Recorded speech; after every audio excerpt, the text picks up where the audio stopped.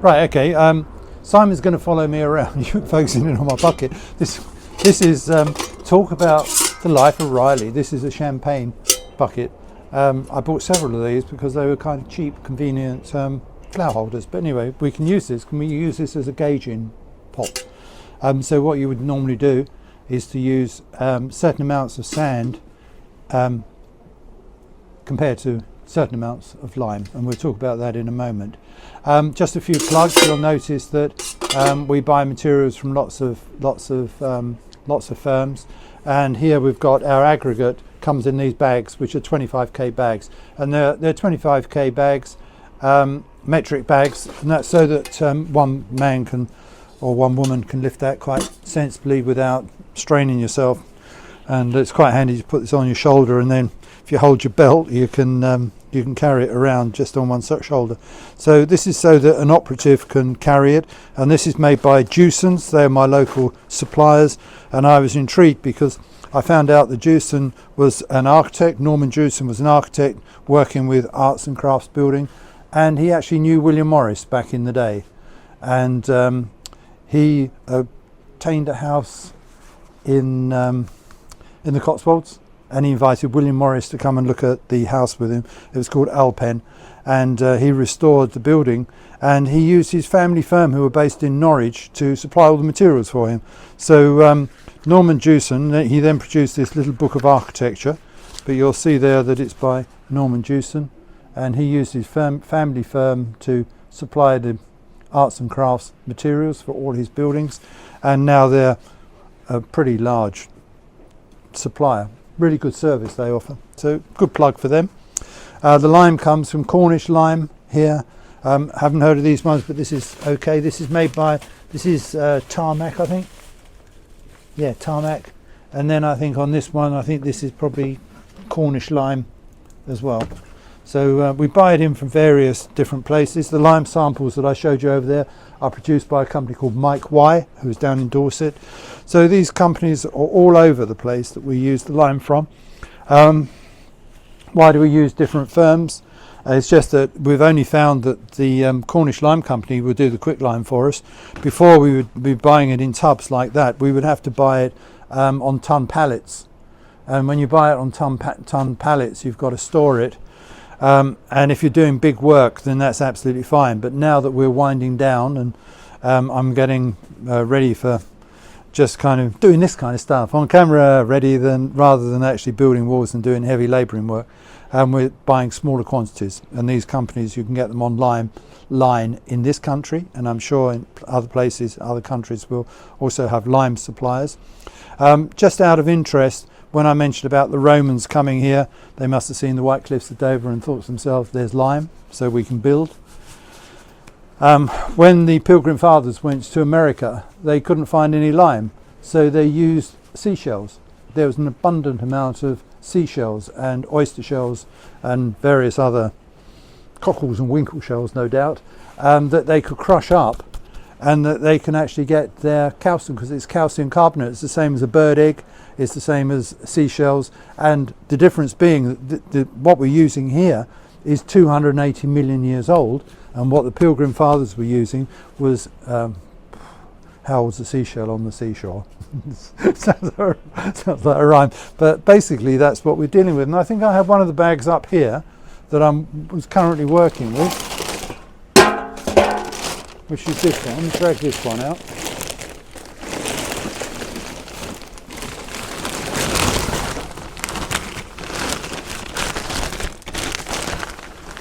No, not in there.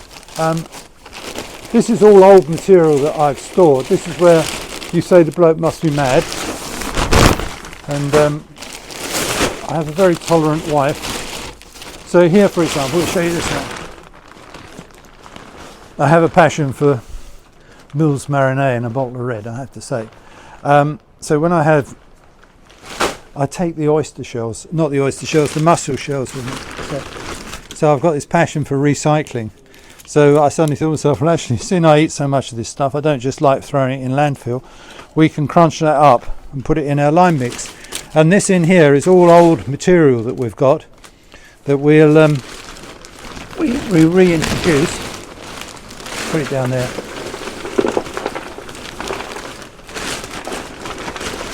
This is old lime.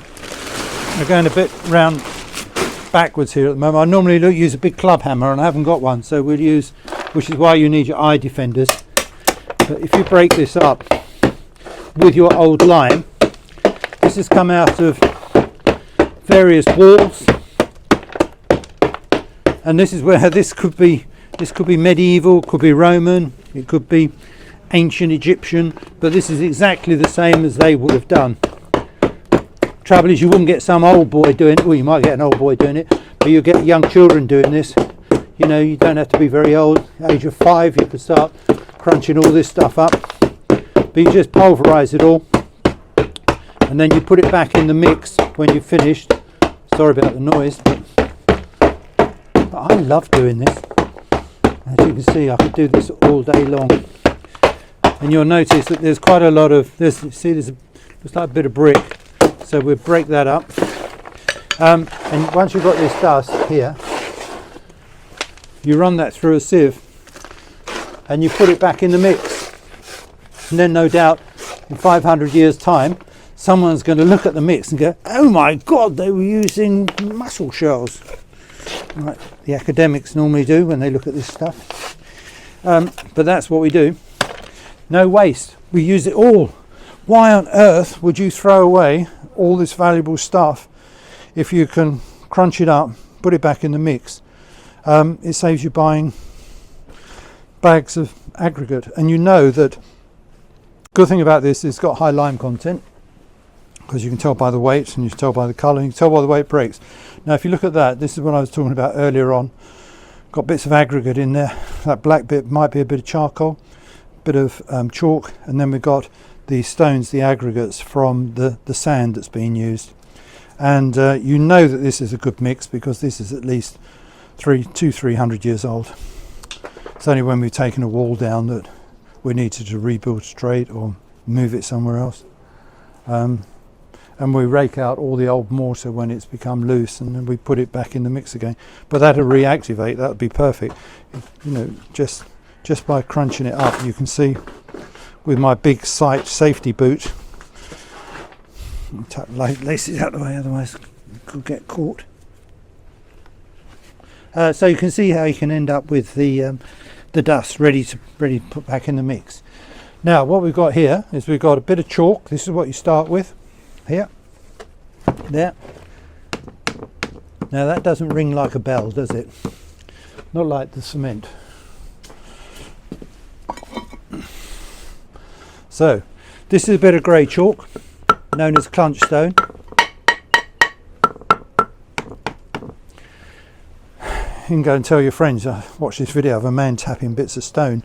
In fact, quite interesting, I went down to the Portland Stone Quarry down in Dorset on the coast, and Evelyn Clevy, who was doing the is deaf and she's a musician, and she was making hanging pieces of Portland stone and tapping them to get the register, and the shorter they are the different tones you get, and then she wrote a piece of music from the stone. Fantastic. So anyway, great world of interest. You can wander around like that. So what we're going to do now is talk about that. So this is a grey chalk, and now this has come from Tottenham, and on that map that I showed you, this is on part of that seam of chalk that runs through the country. If I can just have a quick look on here. And I know that's come from Tottenham, so if we look at the map, see if we can find it without faffing around too much. So we want to be down here at Bedford, and we want to be looking at Dunstable. So here's, if you know what England looks like, let's put this on the floor. So here we've got this seam here, which is grey chalk, which runs right the way down to the Jurassic coast. This is where they find all the dinosaur bones when they wash up on the shore with the cliff erosion. So this here, if we go back up here, we've got Oxford there, Dunstable, and this piece here, I'll put it as near as I can to its home, which is there. This is known as the Dunstable Beds, that area there, and there's a quarry called Tottenhoe, and this is where this came from. Now I know that came from Tottenhoe. This was carved and put in a wall in 1397, so it's 100 years before Christopher Columbus found America, and this was dressed in the wall of the Great Barn of Croxley, and it was a wall plate like that, up that way, and you can see where the rainwater has eroded it over the years, but it's been sitting in this wall for 700 years. And I was doing some work on the barn, and a dust cart reversed into the back of the barn, popped that off and broke the timbers, so more repairs had to be done. So fortunate that we were on site at the time to fix that one. But I use this in lectures because it's a good example of grey stone known as clunch stone, and we know that it's come from Dunstable. Now what you would do with this is that you'd put that in a kiln, a bottle kiln. This is a piece of ordinary chalk, so this is a lot lighter.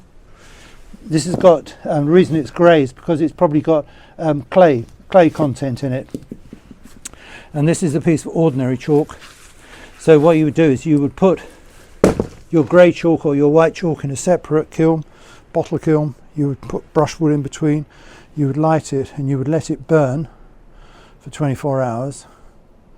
And then you'd rake it all out with the brushwood, and then you crunch it all up, as I've done here really. But when it comes out of the kiln, it drives off all the moisture, it burns all the water content out of the stone, and then it comes out as quicklime, and this is what it comes out as. So this is highly dangerous.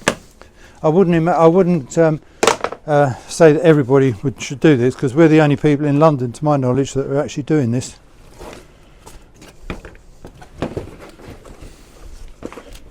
Just looking for I had a little stone here just now and I've lost it, but maybe we can come back to that and see. I've lost my little, there it is there. I've lost my little stone.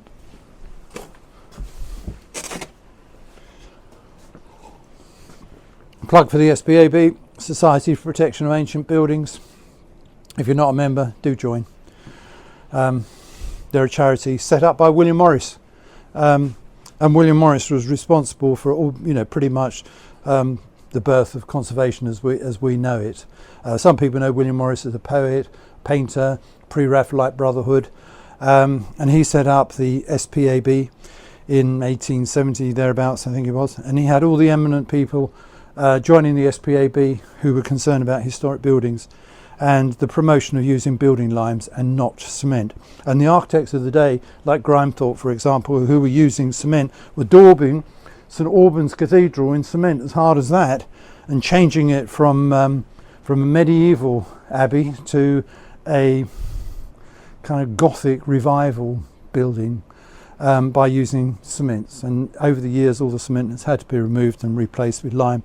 But William Morris was so upset that he formed the Society for Protection of Ancient Buildings, and he had the Pre-Raphaelite Brotherhood who were all members, and importantly as well, Beatrix Potter was a principal member of the SPAB, and she did a lot in saving buildings and countryside and land, and it was in the Lake District, and later on it was the forerunner of the National Trust.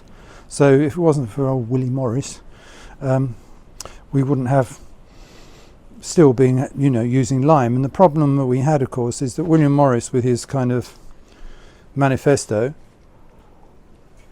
never realised what would happen to the world of the First World War and the Second World War, and I think that's changed everybody's perspective on conservation and repair, and how places can just get targeted and destroyed for being historic buildings.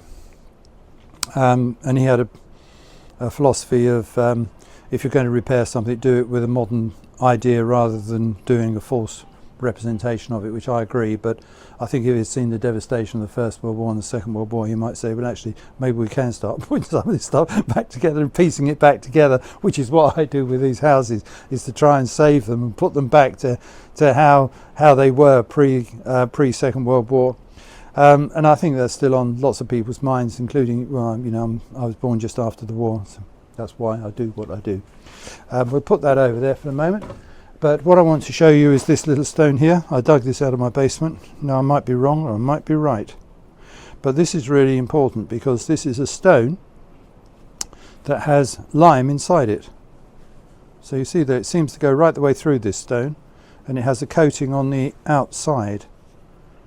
And down at the Thames Estuary at Sheerness, Smeaton, who was an engineer, Georgian engineer, found that if you got these stones that had lime content, as well as this hard outer casing, if you ground them up, you could make a super Georgian cement. And I use that word very carefully, because there was a competition out, because lime is very, very soft. It can get washed away, it can get eroded. As I say, the Romans found out how to use this grey lime to make a slightly more impervious, robust mortar. But of course, during the Georgian period, we were having lots of shipping and lots of trading, and to do the trading, and also the Royal Navy. So for all this to be successful, we needed navigation, and to have navigation we needed lighthouses. We needed all the lighthouses set up around the coast to show you where the perilous rocks were, for example. So there was a competition set up, because all the lighthouses were built out of timber or out of flint. They'd all get washed away or blown over. So there was a competition to see who could actually make something that would withstand ferocious seas and amazing weathers. And it was Smeaton who suddenly found this little stone with a bit of lime inside it. He crushed it up, and whereas all these people were making lime out of bottle kilns, which were standing upright, he turned it on its side, and he produced the first blast furnace. And that meant you could increase the temperature, and it burnt this to a higher temperature. And he made a mortar that you could build the Edison Lighthouse with, and he won the award. He built the Edison Lighthouse, and there it stood, and it saved lives, and it was a fantastic bit of navigational aid. And then all the lighthouses were built with the same mortar mix, and the Victorians started using it more and more. Lots of buildings in London, Regency buildings, were then rendered in it because it was a strong material, and people called it Roman cement. And it was a kind of Georgian invention, really. So it's manufactured from this. Now, what went terribly wrong, or terribly right, I don't know, but Bazalgette was building the embankment along the River Thames, and he wanted to put the sewer actually in the river and then build a road up over the top of it. And then they had the Central Line underground coming, and they needed all this kind of cements and concretes to be made. So they took the humble lime and they added things to it like iron, mica, clay, and various other ingredients ground up in a powder. And they found that instead of putting it in a blast furnace, if you grind up the material right from the beginning in some kind of big mortar mill, and you put all the ingredients in like baking and grind it all up, and you don't burn it, but you burn it through a horizontal airflow, so it comes out as dust, then you can bag it up and you can add water to it and an aggregate, and that's how you make modern cement.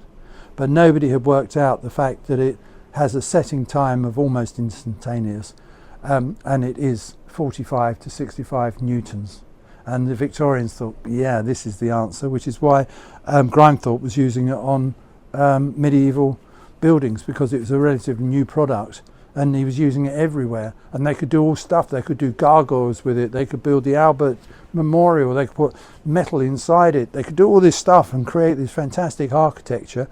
But what happens with the cement is that the metal that they put inside as reinforcing rods, the cement cracks, as I mentioned before, water gets in, the metal and ironwork rusts, expands and increases the cracks, more water gets in, and the buildings fail.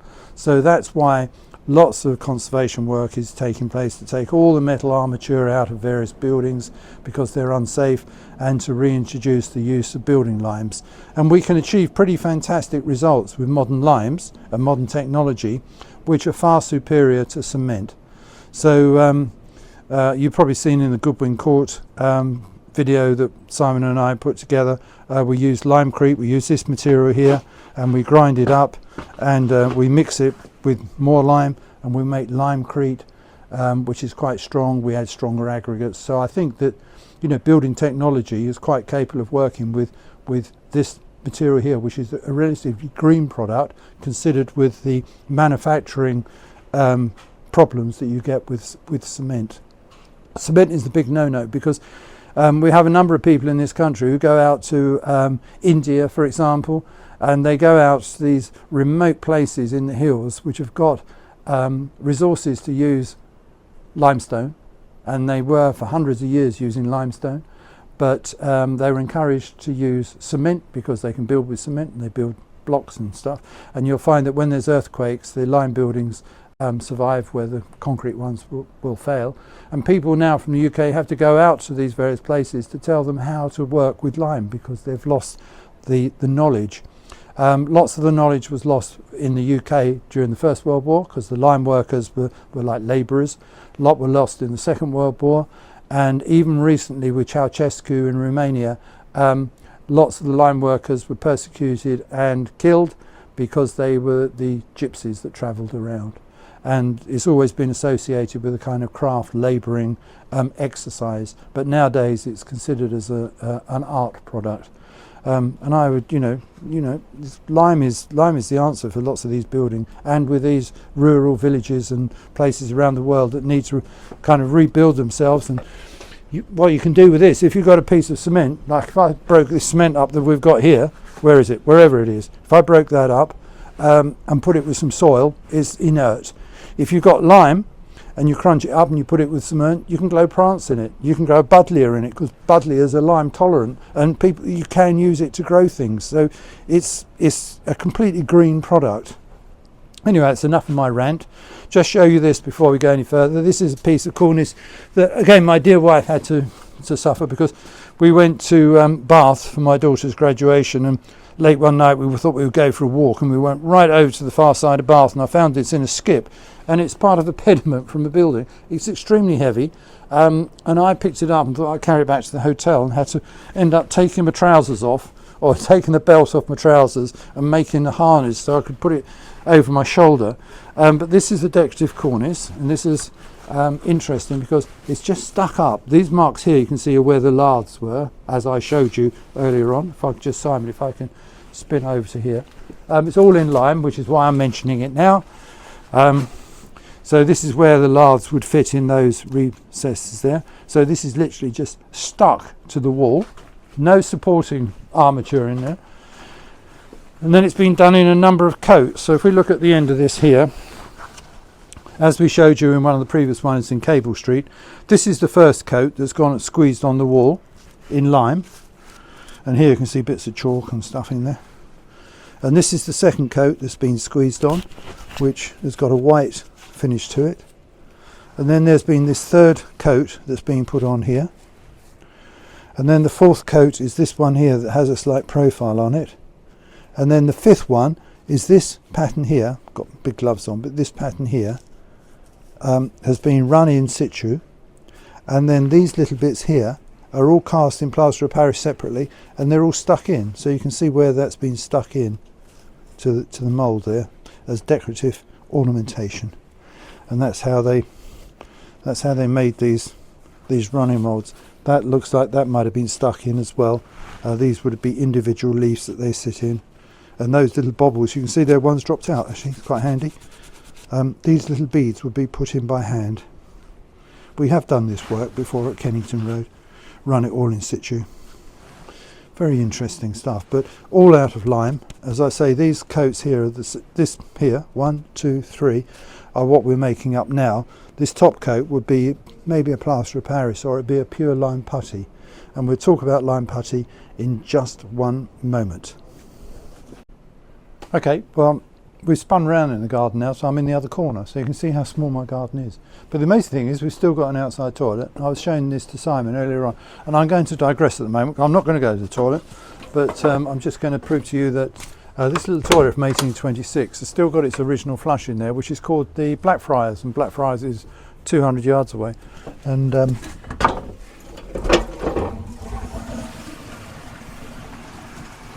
music to your ears. And the door shuts so beautifully. A little joy. So when I'm working and I feel a little bit bored, I just flush the toilet and think, so does it good to send a bit of water around. Okay, so we've spun round and now we're in the other corner of the garden, and my trusty tools, we've got a shovel and a knocking up stick. This is essential. This is just normally we get a scaffold board and we just run down the side of a scaffold board and put a handle on it, but you need to compress the lime. So you need to chop it up, compress it, and then squeeze it together, because the whole process of knocking up mortar for bricklaying and plaster and so on and so forth is that you have to squeeze all the lime together. So you want every little molecule of sand, every little particle of sand, to have a piece of lime wrapped around it. And then you can all of a sudden, when you're knocking it up, the lime suddenly releases itself and it becomes a really nice mortar mix. And I was trying to work out which is the best way to do this, because it's not necessarily complicated. It's just one of those things where you think to yourself, complicated to describe, I suppose, really, because not many people do it, and not many people do it like what I do it, or like what I do, or how I do it. And that is to say that we've spoken already about the grey lime, and we've spoken about the chalk, which is here. And the chalk, let me see if I can do this now. The chalk works on a lime cycle. So Simon, if you can, if we move my sand out the way, bear with us people, bear with us.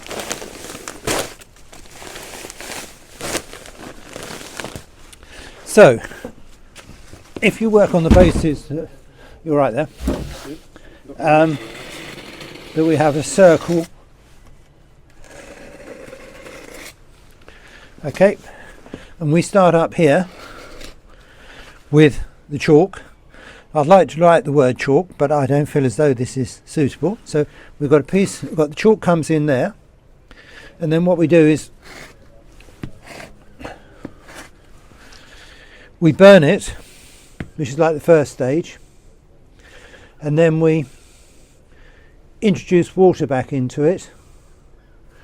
And then we introduce the aggregate back into it, and then we bend up back here the lime cycle, which something which is pretty much how we started, which is the chalk, but by the time it gets back here, it's got the aggregate mixed into it, and it's got so when you put it between your brickwork, it's like putting in chalk back in between the bricks, if you understand what I mean. So it's like kind of, it's an organic material.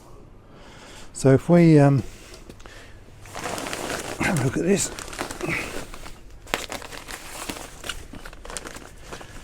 so here we're adding the sand back in. There we're putting the water back in, and here we're so we're burning it there. We're adding the water. We're making quicklime here, and then we've got sand. Anyway, it's like that. It's called the lime circle. But basically we're turning around and ending up with a mortar. I don't think I've done a very good job there, but look it up online. You'll understand what I'm trying to say. And people will come back and say, oh my God, he was so ill-informed. But that's what we're doing. It's known as the lime cycle.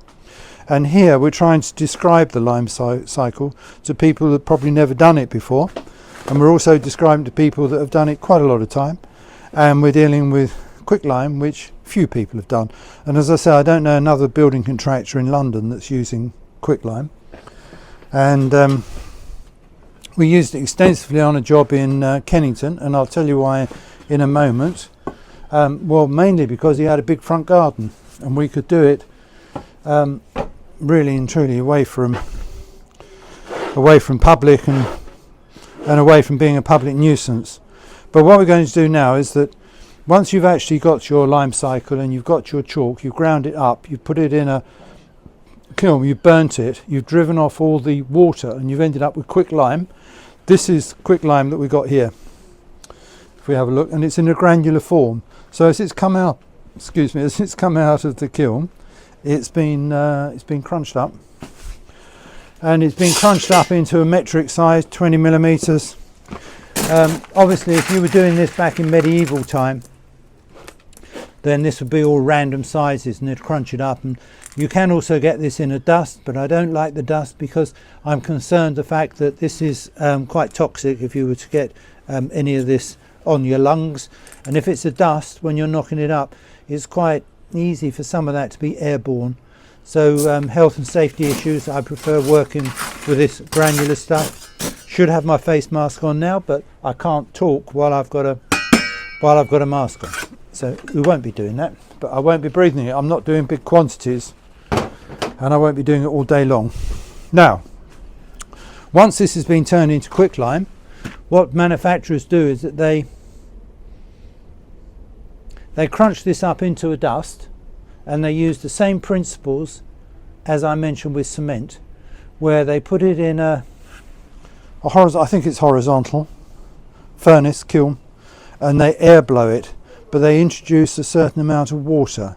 And introducing water back into the lime cycle, which I've probably left out there, I have to say, is when you've got your slaked lime, you add the water back into it, and that's called slaking.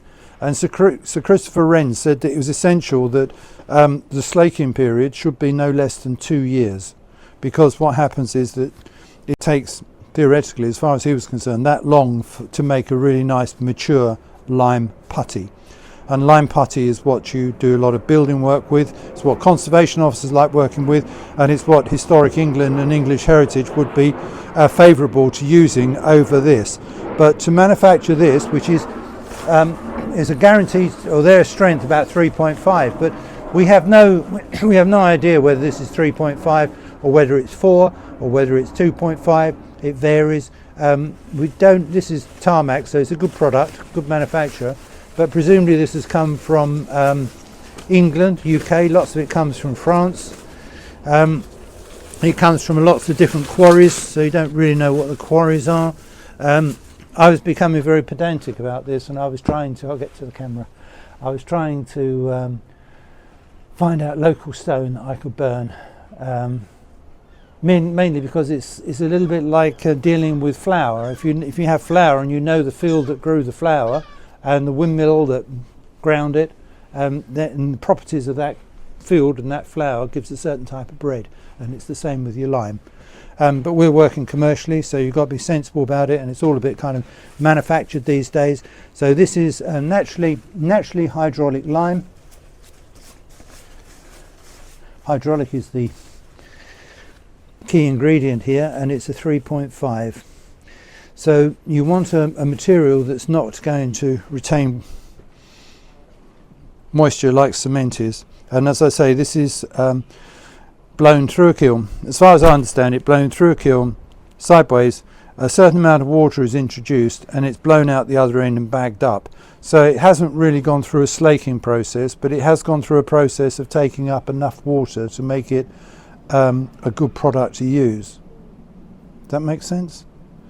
Whereas lime putty is the same material as this, but it may have been slaked for up to 2 years, and when it's immersed in water for up to 2 years, this is how it comes out. It's like cream cheese.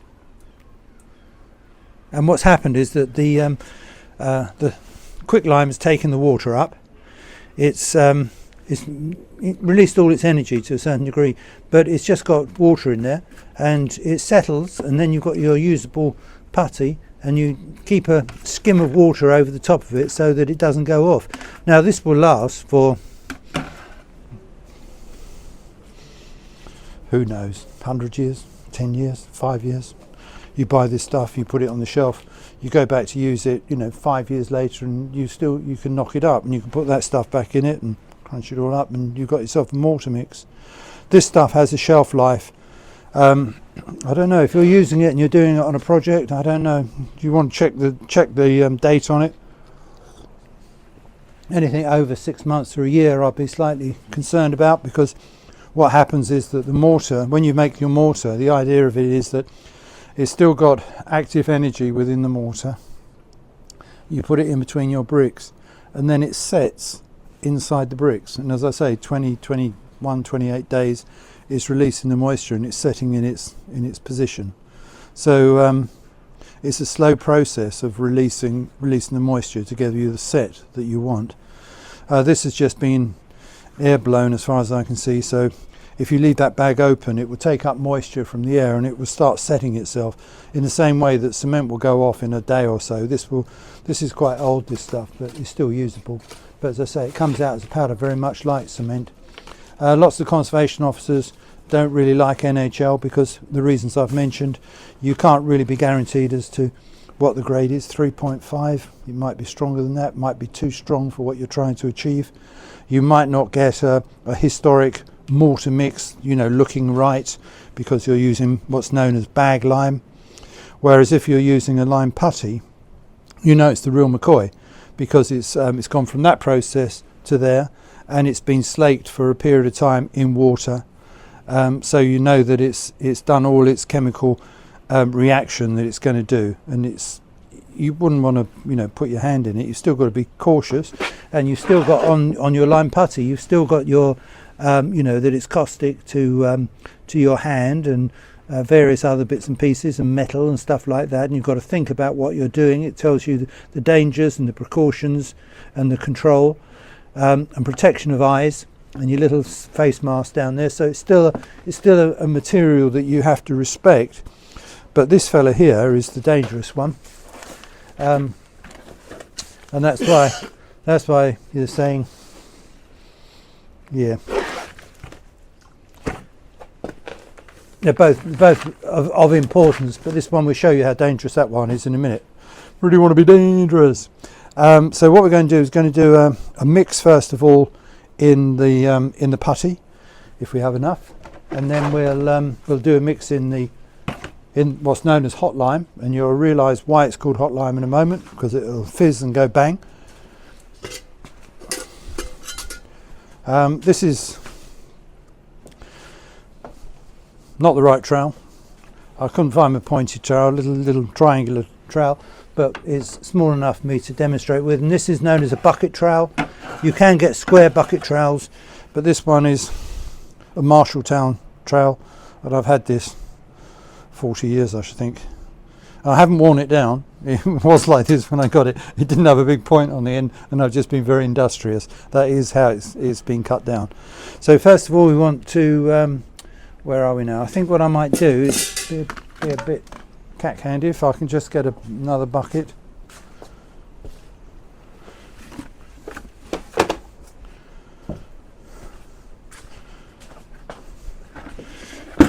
So what I prefer to do is to drain off the water first of all. You can use that and reintroduce that later. And I'll use this as my gauge, my champagne bucket. I'll use this as my gauge. So people want this now. This is lime putty that you're going to be using for brickwork, or you use it for plaster work, or you use it for repointing, but it hasn't got any strength to it. So ideal for bricklaying, and it will release moisture. But this is I'm not sure how long this would be, but some firms guarantee that it's 2 years old. And what happens is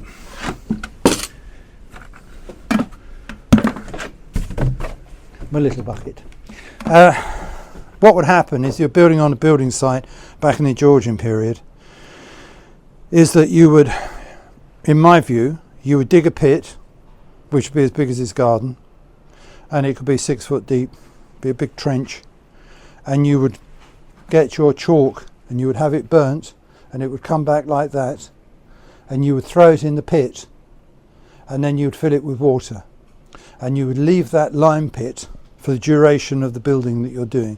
So all these buildings that we have here, there must have been a lime pit somewhere around here, and you transport it in a barrel like that, because the problem, as I mentioned about the house in Kennington that we were working on, is the fact that we're paying for haulage. We have to get it into the centre of London.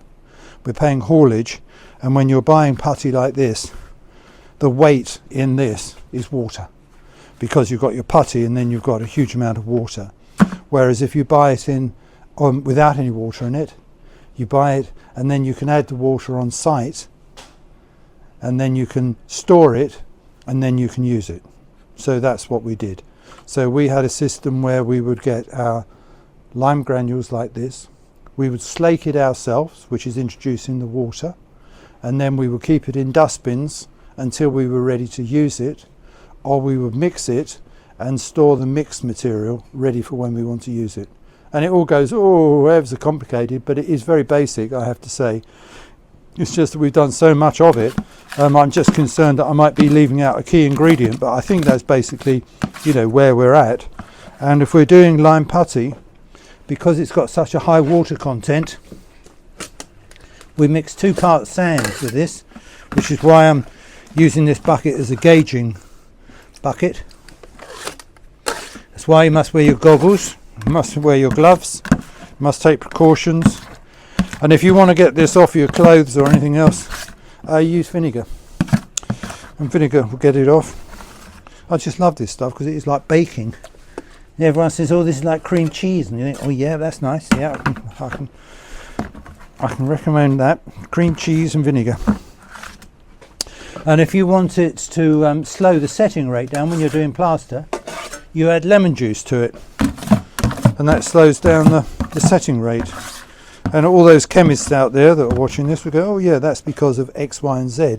But what's amazing is the most basic mortar mixes, the most common, less educated people were using it, but they knew about chemistry, you know, and you think, so that's really, if you're teaching people and you're teaching youngsters, this is a chemistry lesson, it's a building lesson, it's about weights and measures and quantities, mathematics, I mean, it's all here.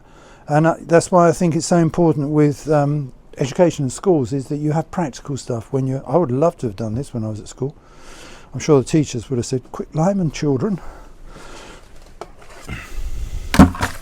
But you can, you know, I mean, I used to value the days, I was brought up not far from here in the East End, and we used to do carpentry, and the carpentry was the best thing that I enjoyed because I couldn't quite get my head around mathematics. And you know, I couldn't get my head around mathematics at all. And I started running business and do the VAT returns and the tax returns. But if somebody actually said to me when I was at school, work out the calculations for a height of an arrow slit on a castle and the trajectory of an arrow, where would it fall? You could work that out with geometry and you can work that out with mathematics, and I would have been as happy as Larry. And nowadays, if I'm designing stuff, I always use a compass and arc and work it out on the page, and you suddenly think to yourself, well, that is mathematics, but nobody told me that at school. I was thinking I was daft, but I just couldn't learn in the way that they were teaching, and which is why I think everybody I meet in this industry, they say, oh yeah, I'm dyslexic. And you know, someone says, oh yeah, I do this because I'm dyslexic, I do building works, it's practical, I'm dyslexic. And then you meet people who are working in computers and they say, oh, I'm dyslexic. And you start to think, so I think I've met more dyslexic people than I have what one would call educationally normal people. So why don't we teach how the dyslexic people would benefit? And I'm sure we'd all be better off. It's just that you need to turn the education system upside down sometimes. A little bit like Smeaton and his glass furnace. Look at it in a different way. Okay, so we've got a gauge there. So what I'm going to do now is put that in my mixing tub, which is here. You notice it hasn't got any water in it. So we're going to put that in there, like that. And it's a plastic tub. And the little trowel comes in handy because you've got to get in there. Make sure I don't splash you. People are going to say, oh my god, this video is going on for days, it's longer than Lord of the Rings. Right, we'll get some sand. Now I'm going to use, so two to one. Yeah, this is sharp sand. So this could be river estuary sand or quarry sand. Some people prefer quarry sand. River estuary sand might have salts in it and it might be washed. I think this is probably washed sand. Some people, as I showed you before in the samples, they want charred, or they want southwest pit sand, or they want some other.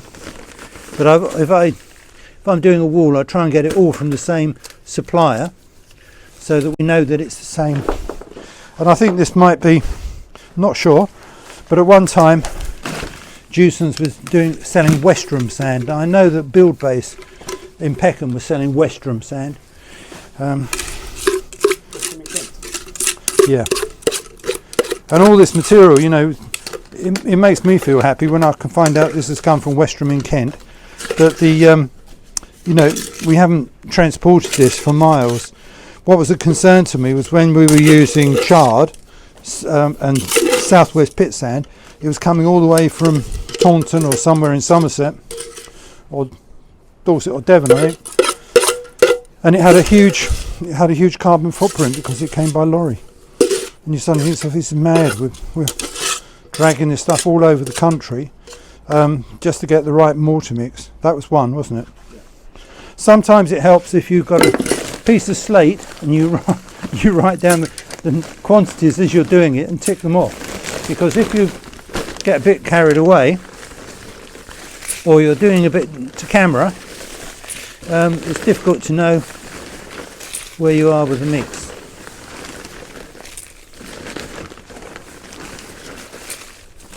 So that's about 2 to 1.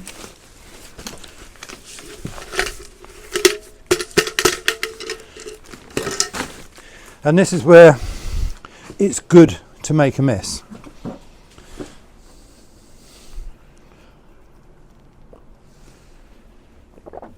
Now, you don't want to add any water to that. That's why I've drained that off. Because now you need to knock it up. Now, I've been knocking up lime for 50 years, 40 years maybe.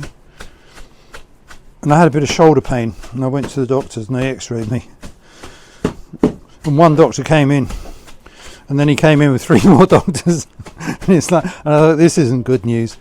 And they said, we can't understand it. He said, your shoulder joints are like 50p pieces. He said, have you done anything repetitively over a period of time that might misshapen your shoulder joints? And I thought, it's knocking up lime. If that's the price for knocking up lime, then hey.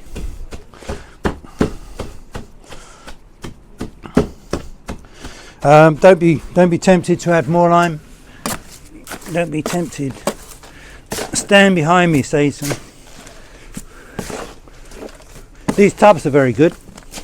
You know, they're very good for doing this. You don't want to do it with a hot lime. The hot lime will melt the tub, but there's no heat generated in here because all the heat and the chemical reaction has dissipated over the 2 years that it's been submerged in water.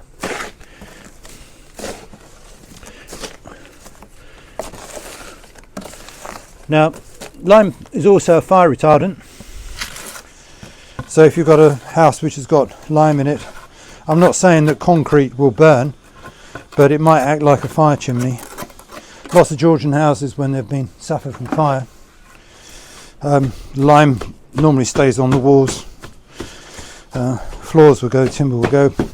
And they used to get the lime water, which is what we've got here. This is known as the lime water in here. And if you rinse that in linen and let it dry, that's what they would make the little canopies for in gas lights.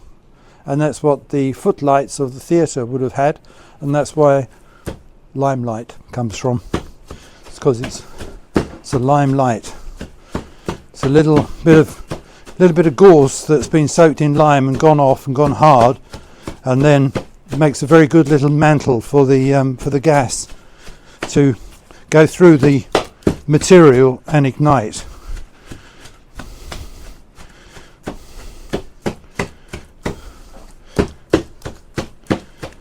You can go on like this for ages. I mean, best to have a cup of tea going. But we won't go too far with this. There are other ways you can do this. I like this because it gives me a chance to think about what I'm doing. But you can see how all of a sudden the lime is becoming malleable. And what you want to do is you want to work up the whole business. And we might just, obviously one needs to squeeze it together. So what I like to do, oh yes, is to squash all the lime together initially. There'll be people out there saying, don't do it like that. I do, and that's what's important, really. And I'm trying to tell you. So,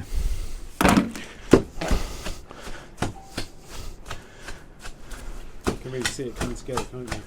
yeah, and what we'll do is, I mean, you can do this until it's, and all of a sudden, as I say, the lime releases itself and it becomes a mortar mix. And you go, wow, thank you.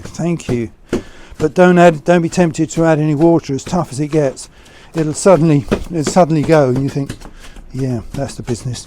Now what we'll do is you can put this in a mortar mill, and that's where you have a big wheel. You put it on a flat bed, and you have a big wheel and the big stone wheel, metal wheel, but it rolls around like a wheel, and it compresses it because you've got to squeeze it together. So we want a bit of that squeezing action, and I'm just going to nip around your back here because I'm just going to get a little bit of help.